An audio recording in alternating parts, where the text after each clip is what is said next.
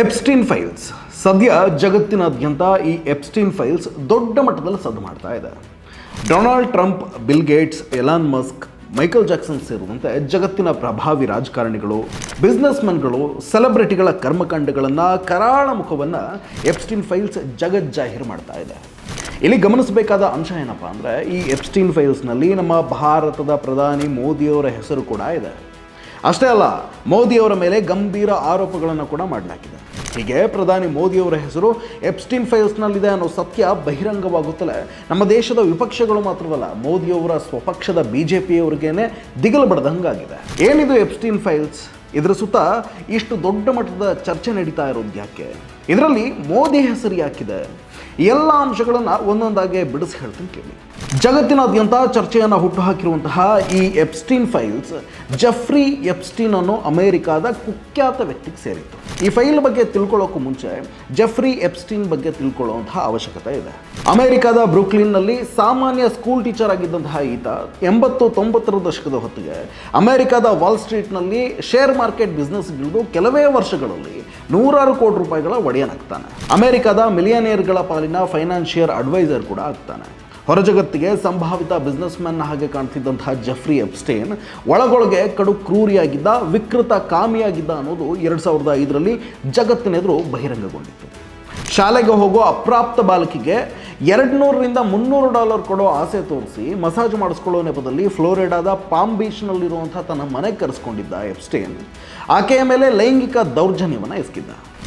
ದೌರ್ಜನ್ಯಕ್ಕೊಳಗಾಗಿದ್ದಂತಹ ಆ ಬಾಲಕಿ ನಂತರ ತನ್ನ ಪೋಷಕರೊಂದಿಗೆ ಪಾಮ್ ಬೀಚ್ ಪೊಲೀಸ್ ಠಾಣೆಗೆ ತೆರಳಿ ಜೆಫ್ರಿ ಕೊಟ್ಟ ಕಿರುಕುಳವನ್ನು ಎಳೆಯಾಗಿ ಬಿಚ್ಚಿಟ್ಟು ಆತನ ವಿರುದ್ಧ ಕಂಪ್ಲೇಂಟ್ ಕೊಟ್ಟಿದ್ದರು. ಬಾಲಕಿಯ ದೂರನ್ನು ಆಧರಿಸಿ ತನಿಖೆಯನ್ನು ಶುರುವಿಟ್ಕೊಂಡಿದ್ದಂತಹ ಪೊಲೀಸರಿಗೆ ಇದೇ ರೀತಿ ಇನ್ನೂ 35 ಜನ ಅಪ್ರಾಪ್ತ ಹೆಣ್ಣು ಮಕ್ಕಳು ಎಪ್ಸ್ಟೀನ್ನಿಂದ ಲೈಂಗಿಕ ದೌರ್ಜನ್ಯಕ್ಕೊಳಗಾಗಿದ್ದಾರೆ ಅನ್ನೋ ಆಘಾತಕಾರಿ ಸತ್ಯ ತಿಳಿಯುತ್ತೆ. ಬಗೆದಷ್ಟು ಶಾಕಿಂಗ್ ಸಂಗತಿಗಳು ಬಯಲಾಗ್ತಾ ಹೋಗುತ್ತೆ. ಬಡ ಕುಟುಂಬದ ಹಿನ್ನೆಲೆಯ ಅಥವಾ ಅನಾಥ ಹೆಣ್ಣು ಮಕ್ಕಳನ್ನು, ಅದರಲ್ಲೂ ಹೆಚ್ಚಾಗಿ ಅಪ್ರಾಪ್ತ ವಯಸ್ಸಿನವರನ್ನ ಟಾರ್ಗೆಟ್ ಮಾಡ್ತಿದ್ದಂತಹ ಎಪ್ಸ್ಟೀನ್ ಹಣಕಾಸಿನ ಆಸೆ ತೋರಿಸಿ ಇಲ್ಲ ಬಲವಂತವಾಗಿ ಆ ಎಳೆಯ ವಯಸ್ಸಿನ ಹುಡುಗಿಯರನ್ನ ಬಳಸಿಕೊಂಡು ದಂಧೆ ನಡೆಸ್ತಾ ಇದ್ದ. ಅದಕ್ಕೆ ಅಂತ 1998ರಲ್ಲೇ ಕೆರೆಬಿಯನ್ ದ್ವೀಪಗಳಲ್ಲಿ ಒಂದಾದ ಲಿಟಲ್ ಸೇಂಟ್ ಜೇಮ್ಸ್ ಅನ್ನೋ ದ್ವೀಪವನ್ನು $8 ಮಿಲಿಯನ್ ಕೊಟ್ಟು ಖರೀದಿ ಮಾಡಿದ್ದ. 75 ಎಕರೆಯಷ್ಟು ದೊಡ್ಡದಾದ ಆ ದ್ವೀಪದಲ್ಲಿ ಐಷಾರಾಮಿ ಬಂಗಲೆಯನ್ನು ನಿರ್ಮಿಸಿ ಹಣವಂತರ ಮೋಜು ಮಸ್ತಿಗೆ ಬೇಕಾದಂತಹ ಸಕಲ ವ್ಯವಸ್ಥೆಗಳನ್ನು ಮಾಡಿಟ್ಟಿದ್ದ.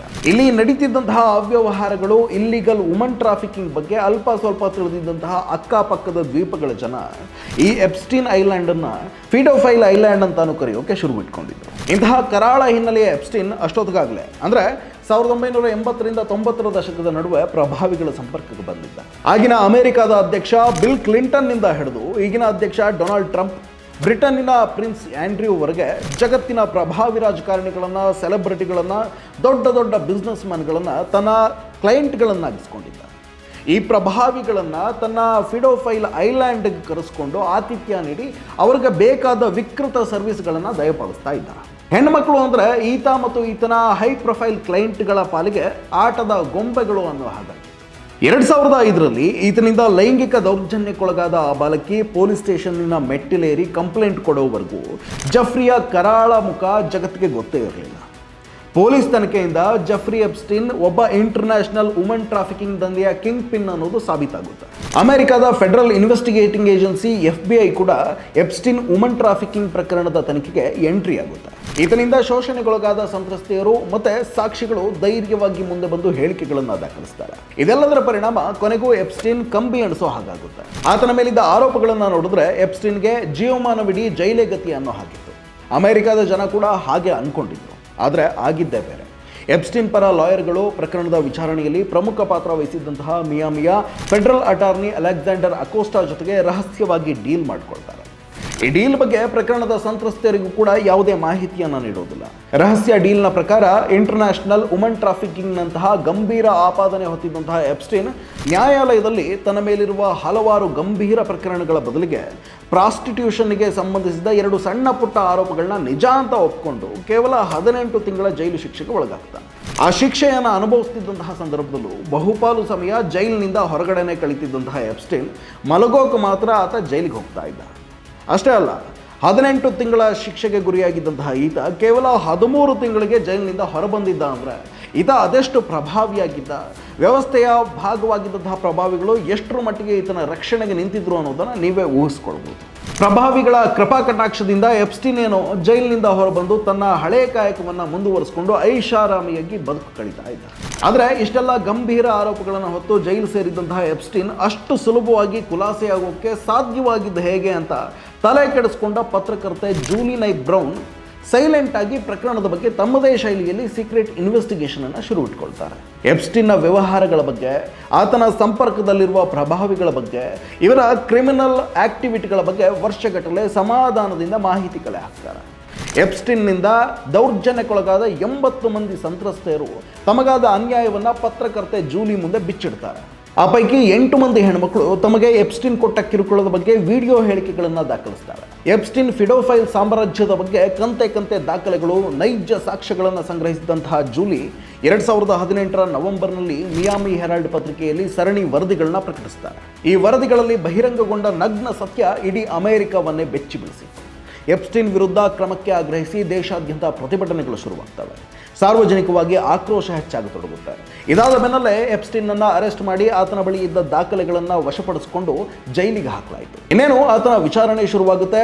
ಕ್ರಿಮಿನಲ್ ಆಕ್ಟಿವಿಟಿಗಳಲ್ಲಿ ಆತನ ಜೊತೆ ಕೈ ಮಿಲಾಯಿಸಿದ ಪ್ರಭಾವಿಗಳ ಹೆಸರು ಬಹಿರಂಗವಾಗುತ್ತೆ ಅಂತ ಜನ ಕಾಯ್ತಿದ್ದಾಗಲೇ ಎಪ್ಸ್ಟೀನ್ ಅನುಮಾನಾಸ್ಪದ ರೀತಿಯಲ್ಲಿ ಜೈಲಿನಲ್ಲೇ ಸಾವಿಗೀಡಾಗ್ತಾನೆ. ಬೆಡ್ಶೀಟ್ ಬಳಸಿ ಆತನೇ ನೇಣಿಗೆ ಶರಣಾಗಿದ್ದಾನೆ ಅಂತ ಸರ್ಕಾರ ಇಡೀ ಪ್ರಕರಣವನ್ನೇ ಮುಚ್ಚಿ ಹಾಕುತ್ತೆ. ಆತ ಸಾವನ್ನಪ್ಪಿದ್ದ ದಿನ ರಾತ್ರಿ ಆತನನ್ನು ಇರಿಸಲಾಗಿದ್ದಂತಹ ಜೈಲಿನ ಸೆಲ್ ಬಳಿ ಇದ್ದಂತಹ CCTV ಕ್ಯಾಮ್ರಾ ಕೆಟ್ಟು ಹೋಗಿತ್ತು ಅಂತ ಕತೆ ಕಟ್ಟಲಾಗುತ್ತೆ. ಇಂದಿಗೂ ಎಪ್ಸ್ಟೀನ್ ಸಾವು ರಹಸ್ಯವಾಗಿಯೇ ಉಳಿದಿದೆ. ಎಪ್ಸ್ಟೀನ್ ಏನೋ ಸತ್ತು ಹೋದ, ಆದರೆ ಆತನಿಂದ ವಶಪಡಿಸಿಕೊಂಡ ದಾಖಲೆಗಳಲ್ಲಿ ಆತನ ಹಿಂದೆ ಯಾವ್ಯಾವ ಪ್ರಭಾವಿಗಳಿದ್ರು ಅನ್ನೋ ರಹಸ್ಯ ಅಡಗಿದೆ. ಹೀಗಾಗಿ ಆ ರಹಸ್ಯ ದಾಖಲೆಗಳನ್ನು, ಅಂದರೆ ಈಗ ಚರ್ಚೆಯಲ್ಲಿರುವಂತಹ ಎಪ್ಸ್ಟೀನ್ ಫೈಲ್ಸನ್ನು ಸಾರ್ವಜನಿಕವಾಗಿ ಬಹಿರಂಗಪಡಿಸಬೇಕು ಅಂತ ಹೇಳಿ ಅಮೆರಿಕದ ಜನರು ಆಗ್ರಹವನ್ನು ಶುರುವಿಟ್ಕೊಳ್ತಾರೆ. ಎಪ್ಸ್ಟೀನ್ ಜೊತೆ ಅಮೆರಿಕದ ಮಾಜಿ ಅಧ್ಯಕ್ಷ ಬಿಲ್ ಕ್ಲಿಂಟನ್ ಹೆಸರು ತಳಕು ಹಾಕೊಂಡಿತ್ತು ಅನ್ನೋ ಕಾರಣವನ್ನು ಮುಂದಿಟ್ಕೊಂಡು ಸ್ವತಃ ಡೊನಾಲ್ಡ್ ಟ್ರಂಪ್ ಮತ್ತವರ ಬೆಂಬಲಿಗರು ಎಪ್ಸ್ಟೀನ್ ಫೈಲ್ಸನ್ನು ಎಲೆಕ್ಷನ್ ಅಜೆಂಡಾ ಮಾಡಿಕೊಂಡು ನಾವು ಅಧಿಕಾರಕ್ಕೆ ಬಂದರೆ ಎಪ್ಸ್ಟೀನ್ ಫೈಲ್ಸನ್ನು ಬಹಿರಂಗಪಡಿಸ್ತೀವಿ ಅಂತ ಭರವಸೆಗಳನ್ನ ಕೊಡ್ತಾರೆ. ಆದರೆ ಅಧಿಕಾರಕ್ಕೆ ಬಂದ ನಂತರ ಟ್ರಂಪ್ ಆಡಳಿತ ಹೇಳಿದ ಹಾಗೆ ನಡೆದುಕೊಳ್ಳೋದಿಲ್ಲ. ಜಸ್ಟಿಸ್ ಡಿಪಾರ್ಟ್ಮೆಂಟ್ ಎಪ್ಸ್ಟೀನ್ ಫೈಲ್ಸ್ನಲ್ಲಿ ಯಾವುದೇ ಕ್ಲೈಂಟ್ ಲಿಸ್ಟ್ ಇಲ್ಲ, ಎಪ್ಸ್ಟೀನ್ಗೆ ಸಂಬಂಧಪಟ್ಟ ಯಾವುದೇ ದಾಖಲೆಗಳನ್ನು ಬಿಡುಗಡೆ ಮಾಡೋದಿಲ್ಲ ಅಂತ ಪ್ರಕಟಣೆ ಹೊರಡಿಸುತ್ತೆ. ಟ್ರಂಪ್ ಕೂಡ ಕೊಟ್ಟ ಮಾತಿನಿಂದ ಯೂಟರ್ನ್ ಹೊಡಿತಾರೆ.